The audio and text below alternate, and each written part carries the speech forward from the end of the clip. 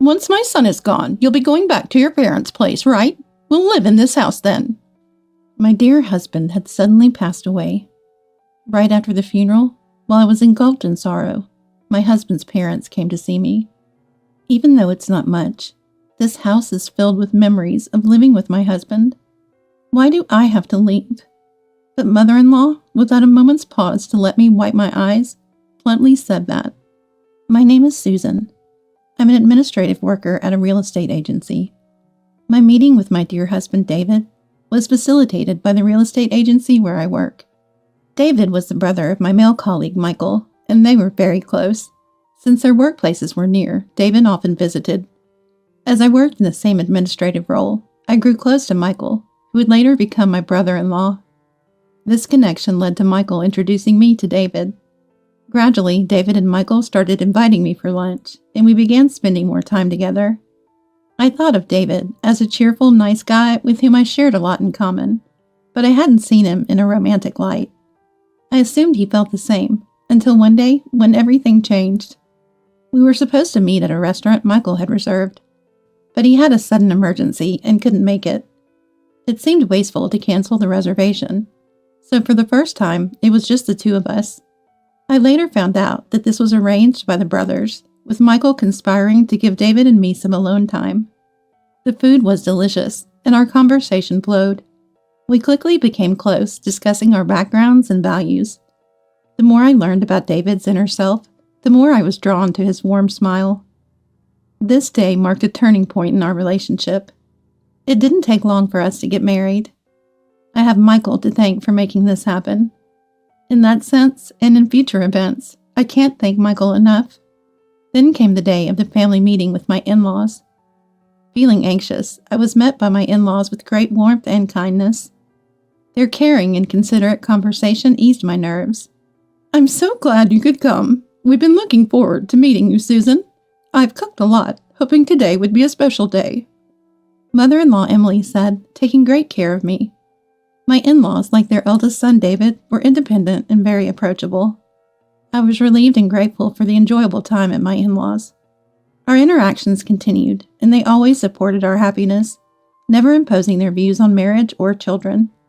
Eventually, the topic of living together at the in-laws came up, but we had plans to build our own home. In fact, my grandfather left a house for me. My in-laws listened intently and nodded. My grandfather cherished me as his only granddaughter, and he left me a beautifully renovated house and land. He seemed to wait for the inheritance process to complete before passing away. The property was nearby and had increased in value due to redevelopment. But as someone experienced in real estate, I knew it was more beneficial to sell it to fund our dream home. Grateful for my grandfather's love, we were already considering selling it, as he had said the house was mine to live in or sell. After marriage, we moved there. However, it was far from work, and despite its good location, it wasn't practical to continue living there. As we planned to sell it, a significant change came into our lives. David, working in sales, was ordered to transfer. His company had branches nationwide, and he was the only suitable candidate. It was an official order, and he couldn't refuse. "I'll come home every long weekend, and my parents are planning to visit. Could you take them out? It's okay if you don't overexert yourself." Father-in-law Brian and Emily are very nice. I don't mind going out with them, but it looks like we'll have to postpone selling the house. With my job to consider, David's assignment to work alone was decided. It was sudden, but I had to endure the loneliness and worry waiting for the day we could live together again. As David said, on the days off, my in-laws, especially Emily, would frequently come to visit. Emily, who had endured loneliness many times while raising young children when Brian was away on business trips, shared her experiences with me. "You can still create family memories even without children. How about going out with me? Shopping might cheer you up. Let's go, Susan." Thanks to Emily, I didn't feel lonely. My weekends were even busier. However, I started to notice something troubling. Almost every day off, Emily would insist on going out. It was nice, but after a month, Emily's invitations became more forceful, regardless of my fatigue or household chores. I was hoping to rest this week. When I said that, Emily frowned as if I was being selfish. "But it's fun to go out together, isn't it? Or do you dislike going out with me? No, it's not that. But you've been taking me out every week. Don't you need a break, Emily? Emily looked sad. Even as I tried to clear up the misunderstanding, Emily wouldn't listen. I agreed reluctantly, and Emily smiled, acting as if she never insisted. My suspicions about Emily's behavior grew. The places she insisted on going were increasingly expensive. Shopping at brand stores and eating at upscale restaurants, and the bills fell on me. Emily often left the store first, leaving me no choice but to pay. There was never a thank you or a promise to pay me back later. Sure, I have a house and a good salary, so savings weren't an issue. But David and I had always been frugal, so Emily's extravagance felt odd. Even when both in-laws were there, it was the same. In fact, with Brian, my financial burden only increased. I knew I had to address it, but it was hard to discuss with David. David had said, "I'll definitely come home on the long weekends." But his new office was busy, and he rarely managed to return. "Mom says you've been going out every week. Are you managing okay? Doesn't seem like there's anything to worry about." David's video call showed his tired eyes and thinner cheeks. His work fatigue was evident. Feeling guilty about bringing up the issue with Emily, I ended up being overly optimistic. "Emily's been really good to me. Take care of yourself, David. I'm fine, don't worry." While I downplayed it to David, I couldn't refuse to pay for outings with my in-laws. Their behavior escalated until one day when I said, "I can't go out today." Emily said something unexpected. "Then, can you lend me some money?" "Pay? For you?" "Just a little, really. I've already made a reservation at a restaurant. I'll take another friend instead, so could you cover what I'm short?" I wanted to refuse, but that would have made things worse. Resigned, I opened my wallet, but Emily never acted this way in front of David. "Have you thought about asking David?" When I hinted this to Emily, "That's shameful to tell David." Her response shocked me. It was clear she felt it was okay to ask me, not David. I gave up on Emily as her demands for money became routine. At least giving her some pocket money, she stopped dragging me out. I knew it was a big problem, but my attempts to communicate with Emily were exhausting. Her behavior became more bizarre. She'd show up unannounced, inspecting the inside and outside of the house, making me feel like my privacy was invaded. "Is this from your grandfather, Susan? This furniture? It's wonderful you can afford such luxury." Some furniture were antiques my grandfather liked. Emily seemed to enjoy them, admiring them as if they were her own. This is mine and David's home. I finally started to consider confiding about Emily's actions. David might be surprised, but how I wish we could find a way to deal with Emily together. Emily's actions are far from pleasant. Even as in-laws, it's an invasion of privacy. However, around the same time, the duration of David's assignment was determined. Just a little longer to bear it, and when David returns, the in-laws asking for money would likely end. A glimmer of hope sprouted in my heart. David was working hard every day, so I just needed to be patient a little longer. But as I eagerly awaited David's return, things took an unexpected turn. "What? David collapsed? And he's in the hospital?" I was stunned. The call came from a colleague at his new location, and I hurried to the hospital. Perhaps due to overwork, David suddenly suffered a heart attack. Though rushed to the hospital by ambulance, it was too late. My kind, healthy David passed away from an unforeseen attack. I couldn't grasp the reality as I faced his funeral. I don't remember much. Overwhelmed by grief, Michael rushed over, taking care of most things. "I'm sorry, Michael. Even though you lost David too, you're helping so much."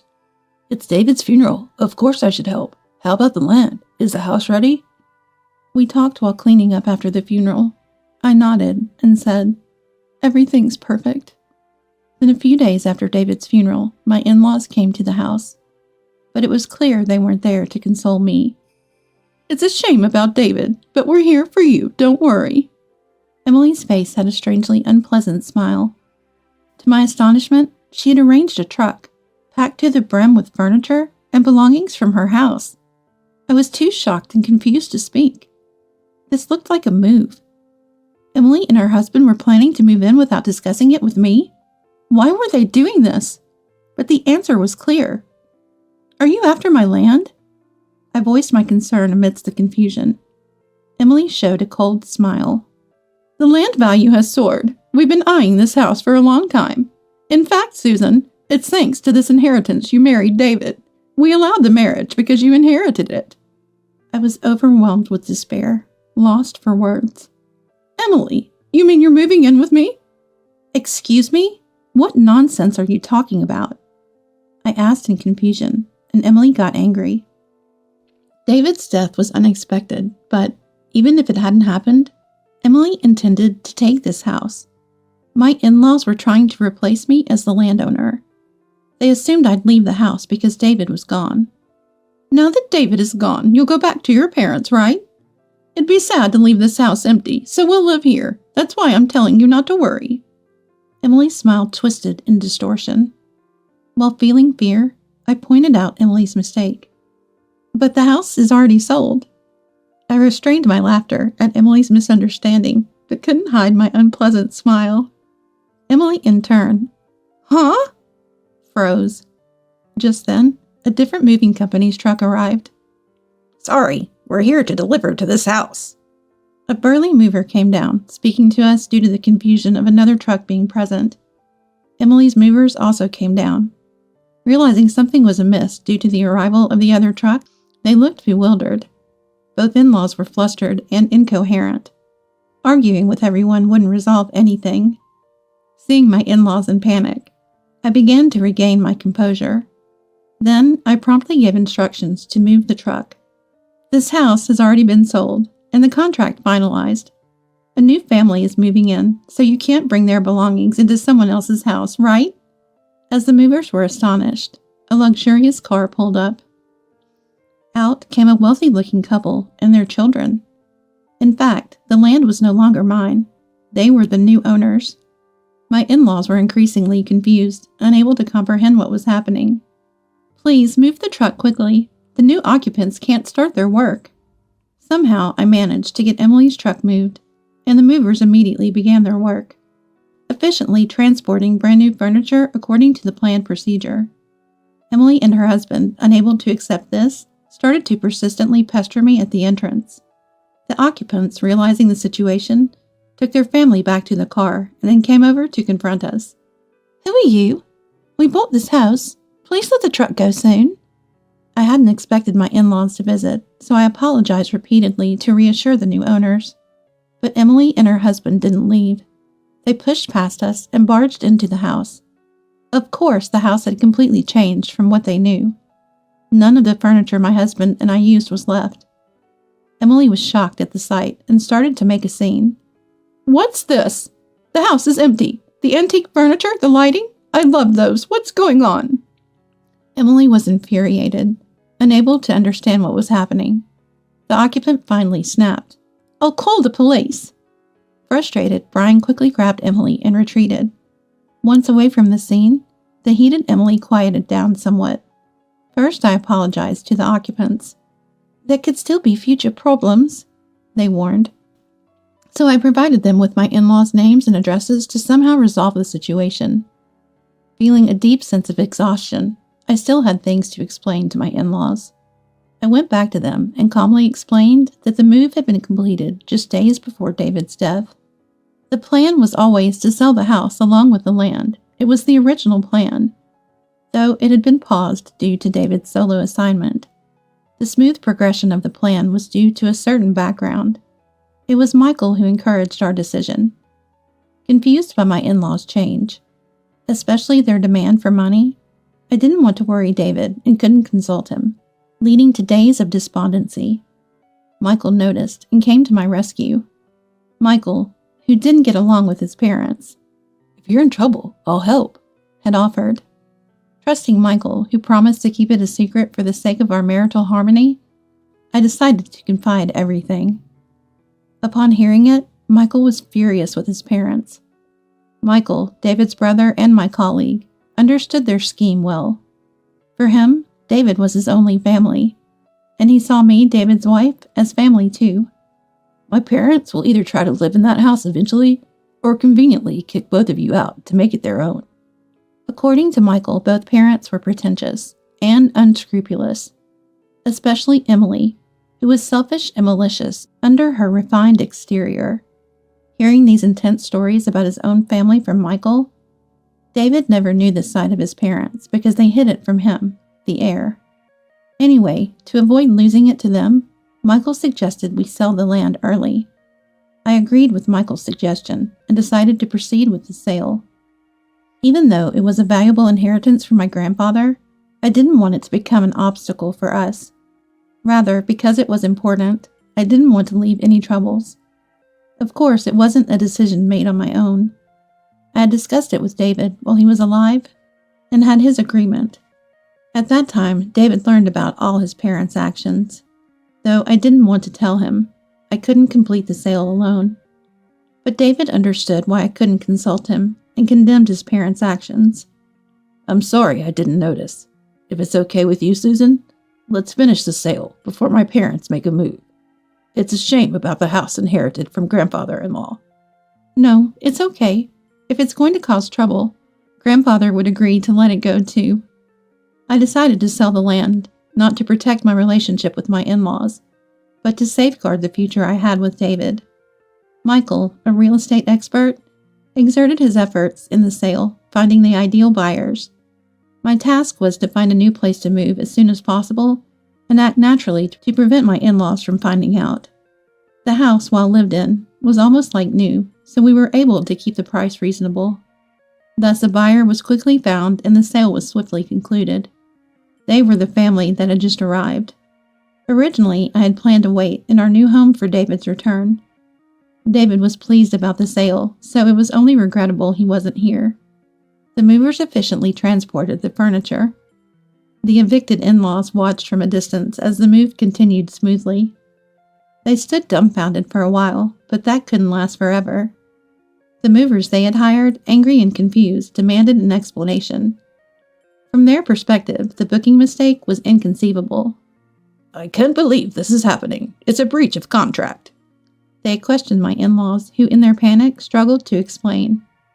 Eventually, the household goods had to be taken back, but because of the unexpected situation, a significant surcharge was apparently billed. Emily, finally understanding the situation, clung to me, trembling. This is the wife of David's house, so it's our home too, right? The situation is odd, isn't it? She tried to persuade me with her strained excuses, but I ignored them and left with only my hand luggage. The land was already the new family's property, not mine anymore, so I had nothing to answer. David's memorial service proceeded without delay. I encountered my in-laws there, but even though they seemed like they wanted to say something about the house, they never did and eventually left surreptitiously. I had no obligation to speak to them anymore, so we barely talked. I lived my days in peace. In a new house, a small home where I was supposed to restart with David, I faced the grief of losing him. With substantial savings from the sale, the plan to build our own home vanished without David. Returning to work, I immersed myself in the few memories I had with David and slowly began to look forward to a positive future. Meanwhile, my in-laws, especially Emily, must have been accumulating unresolved grievances. I didn't want any more involvement with them, so I didn't inform them of my new residence. Unable to interact with me, Emily's frustration only grew. She had always pretended in front of David, and now couldn't turn to Michael, whom she didn't get along with. Not knowing my whereabouts added to her stress, which kept piling up until Emily lost her balance. One night, Emily committed a heinous act by pouring gasoline around the sold house. Fortunately, a passing neighbor, sensing something amiss, apprehended her before anything worse could happen. After being reported to the police and found with the old paper and a lighter, Emily was arrested for attempted arson. The new occupants, furious upon learning she was the woman who had intruded on moving day, angrily insisted on pressing charges, contacting me as well. I apologized profusely, but it was for the terrifying experience they almost had, not for Emily's attempted arson. In the end, Emily couldn't escape legal action due to her obsession with the house. I managed to be forgiven after repeated apologies, promising such an incident would never happen again. Emily, who had grown up in luxury and always had whatever she wanted, became frustrated when she couldn't have the house. That's why, I want that house! This unfulfilled desire turned into distorted jealousy. Unable to let go of the house and land, she resorted to crime and eventually ended up in prison. Brian, who should have been her support, ended their marriage in a dispute following her arrest. So when her sentence was over, Emily had no home to return to. But that was the outcome of her own actions. Michael, lonely after losing David, said, "Susan, having you makes it bearable." Though my relationship with my in-laws was severed, I hadn't lost my entire family. For David, who I believed was watching over me from heaven, I resolved to live peacefully.